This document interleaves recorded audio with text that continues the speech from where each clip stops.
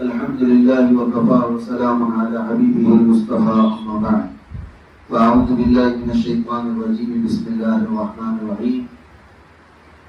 إن الله وملائكته يصلون على النبي يا أيها الذين آمنوا صلوا عليه وسلموا تسليما اللهم صل على سيدنا محمد وآله وأصحابه الكريم وبارك وسلم صلاة دائمة سرمدا أبدا. عزیزان گرامی وقار، آج آپ کے سامنے جو عظیم شخصیت جلوہ بار ہے، حضرت قبلہ قمر غنی عثمانی صاحب ادام اللہ فیوزہ کثر اللہ امثالہ نور اللہ وجہہ اطال اللہ عمرہ، آپ کے سامنے جلوہ بار ہیں. ہماری دعوت پر حضرت یہاں تشریف لائے. اہل پاک سائٹ، اہل جکرولی، آپ تمام حضرات انہیں دیکھ کر صرف زیارت نہیں بلکہ اپنے ایمانی حوصلوں میں، ایمانی جذبوں میں حوصلہ پیدا کریں. ابھی چند دنوں قبل ہندوستان کے حالات کے متعلق ہر جگہ مظاہرے احتجاجات ہو رہے تھے تریپورہ کے فسادات کو لے کر، آپ سب کو خبر ہوگی. انہی ایام میں اگر کوئی سنیوں کی جماعت تریپورہ خود پہنچ کر کے اپنے حالات دیکھنا یا عینی مشاہدہ کرنے کا ارادہ کیا ہے تو صرف تحریک فروغ اسلام، اس کے بانی اور صدر حضرت قمر غنی عثمانی صاحب اللہ، ایک ڈیلیگیشن علماء کا وہاں پہنچا. ٹوٹی ہوئی مسجدوں کو، شہید ہوئی مسجدوں کو انہوں نے دیکھا، وہاں کے حالات کا جائزہ لیا. لیکن آپ کو پتا ہے کہ بہت سارے لوگ فساد زدہ علاقوں میں آتے ہیں، دورے کرتے ہیں، راشن بانٹتے ہیں. کسی سے پولیس کو بھی کوئی تکلیف نہیں اور گورنمنٹ کو بھی تکلیف نہیں. لیکن ہم نے محسوس کیا کہ ایک عاشق اعلی حضرت، عاشق رسول اگر کسی علاقے میں پہنچ جائے تو انہیں اس بات کی تکلیف ہونے لگتی ہے کہ یہ آدمی صرف اور صرف فوٹو بازی کرنے نہیں آیا ہے بلکہ ریئل میں آیا ہوا. ہاں، تکلیف تو پھر شروع ہو جاتی ہے کہ یہاں کے فسادیوں اور آتنکیوں کا چہرہ دوسری جگہ بتائے گا، کیونکہ امانت داری کے ساتھ آیا ہے اور اخلاص کے ساتھ آیا ہے. عزیزان گرامی،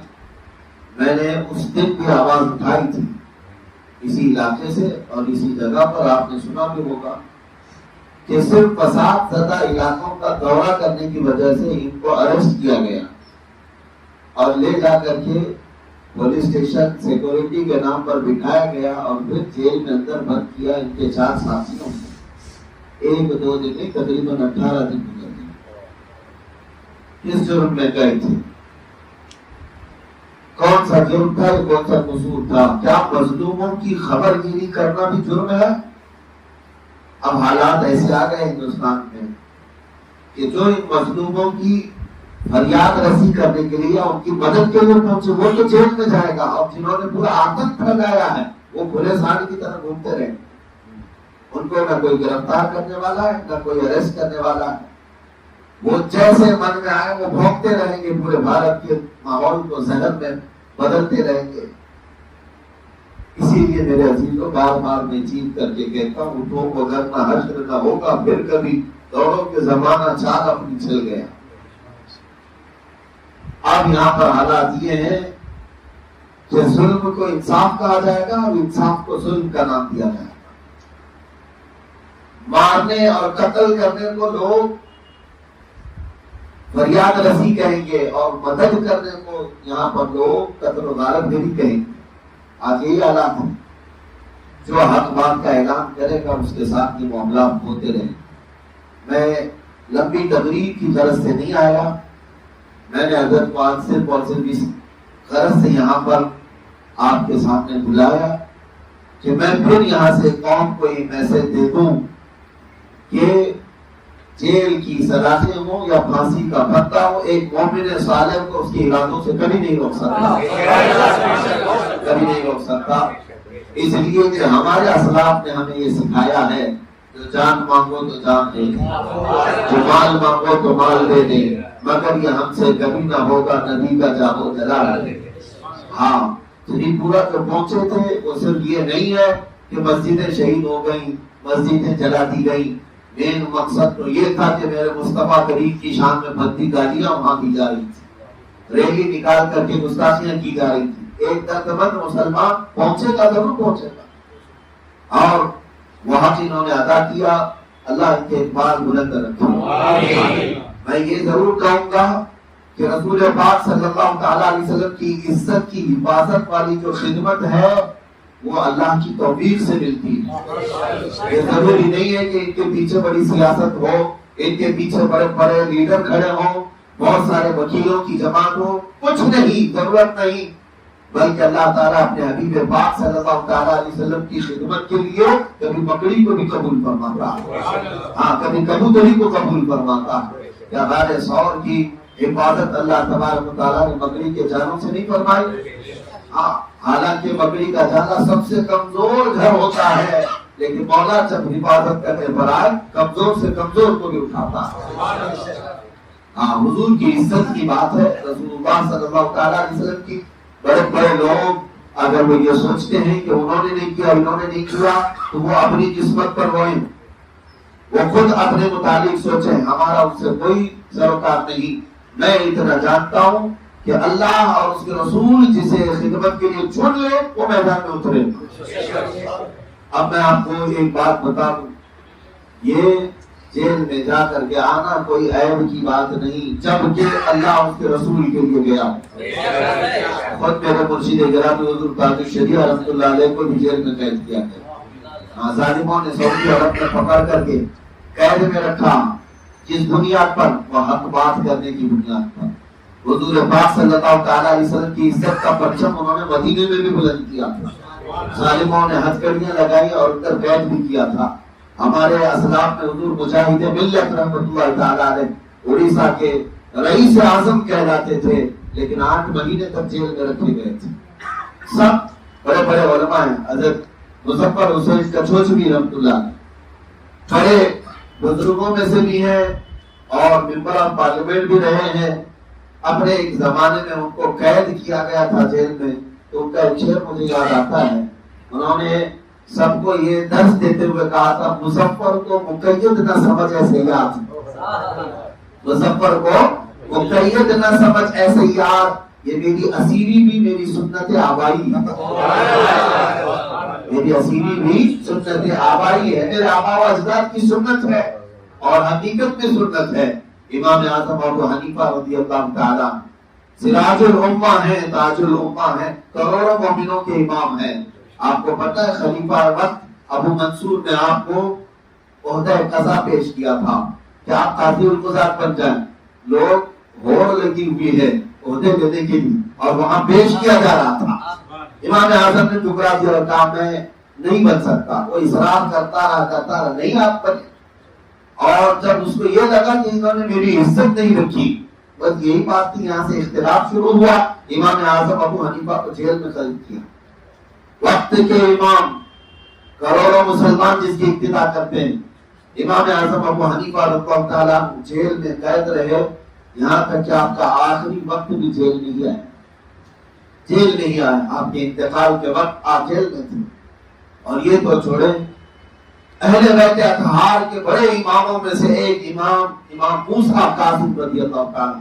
جن کو باب الحوائج کہا جاتا ہے، ان کے دروازے پر جو مانگا جائے اللہ قبول فرماتا ہے۔ امام موسیٰ کاظم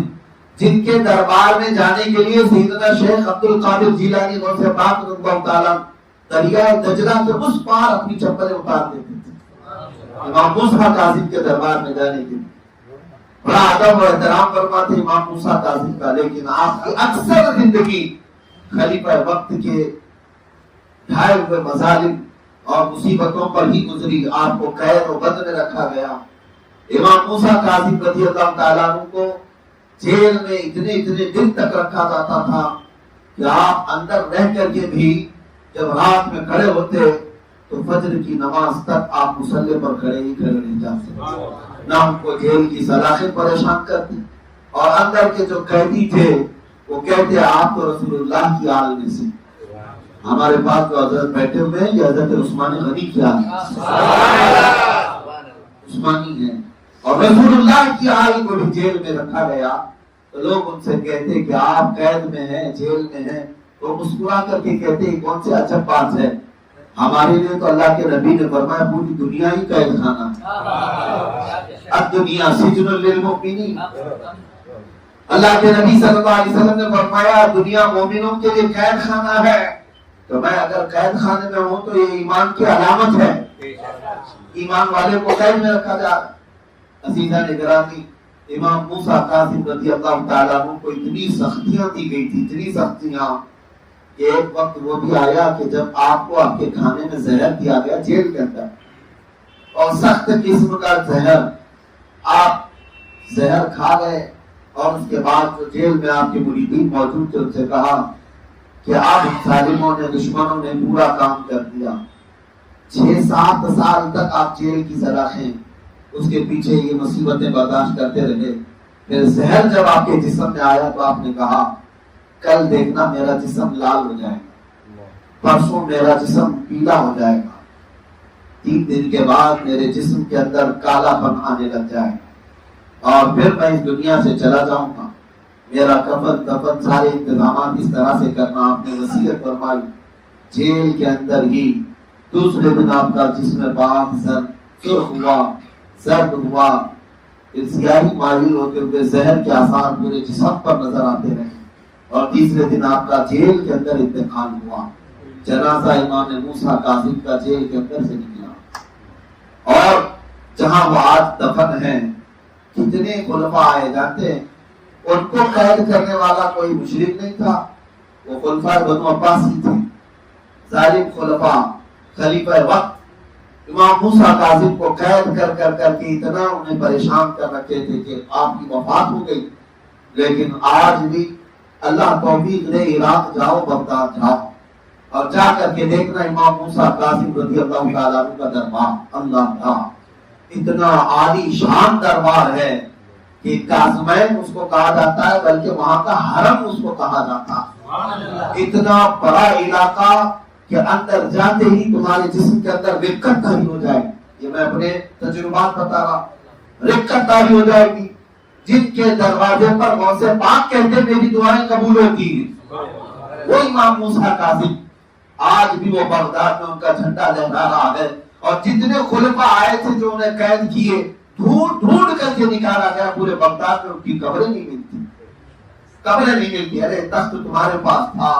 سلطنت تمہارے پاس تھی، فوج تمہارے پاس تھی، قید تو تم نے کیا تھا، لیکن نام و نشان مٹ گیا، اور باقی ہے اب تک نام و نشان کسی آل رسول کا۔ اسی لیے علامہ کفایت علی کافی رحمۃ اللہ علیہ کی وہ باتیں ہمیں یاد آتی ہیں جب ان کو پھانسی پر بھی چڑھا دیا گیا، کفایت علی کافی کو قید کر کے انگریزوں نے 7 دن تک جسم پر استری پھیرا، جسم پر گرم استری پھیرتے تھے، اور پھر جب چمڑی جلتی تھی تو نمک چھڑکتے تھے۔